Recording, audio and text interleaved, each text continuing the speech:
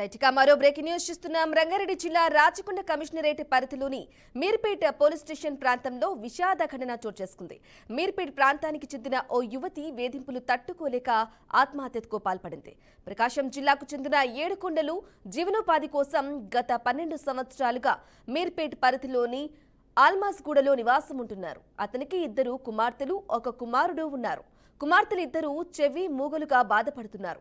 ఈ కుటుంబానికి ఎదురుగా ఇంటి శిరీష అనే మహిళతో పరిచయం ఉంది. శిరీష మరిది శ్రీకాంత్ తరచుగా పెద్ద కుమార్తె శ్రీలక్ష్మితో మాట్లాడుతూ సన్నిహితత్వం పెంచుకున్నాడు. ఇంట్లో ఎవరూ లేని సమయంలో శ్రీలక్ష్మిపై అత్యాచారం చేశాడని, ఈ విషయం ఎవరికైనా చెబితే తల్లిదండ్రులను చంపేస్తానని బెదిరించినట్లు మృతురాలి బంధువులు ఆరోపించారు. ఇక ఘటన అనంతరం చిన్న చెల్లెలు భువనేశ్వరి ఇంట్లోకి వస్తుండగా శ్రీకాంత్ బాత్రూంలో దాక్కున్నాడు. 20 రోజుల క్రితం శ్రీలక్ష్మి అతడిపై ప్రతిఘటించడంతో శ్రీకాంత్ ఆమె గొంతు బ్లేడుతో గాయపరిచినట్లుగా సమాచారం. ఇక స్థానికులు వెంటనే తల్లిదండ్రులకు సమాచారం ఇవ్వగా ఓ ప్రైవేటు ఆసుపత్రిలో బాధితురాలికి చికిత్స అందిస్తున్నారు. తనపై జరిగిన అమానుషానికి సంబంధించి తల్లిదండ్రులకు చెప్పాలని చెల్లెలు సూచించడంతో శ్రీలక్ష్మి రూంలోకి వెళ్లి ఆత్మహత్య చేసుకుంది.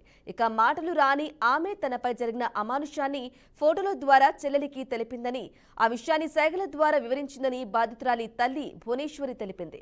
సమాచారం అందుకున్న మీర్పేట పోలీసులు మృతదేహాన్ని ఉస్మానియా ఆసుపత్రికి తరలించి కేసు నమోదు చేసి దర్యాప్తు చేపట్టారు.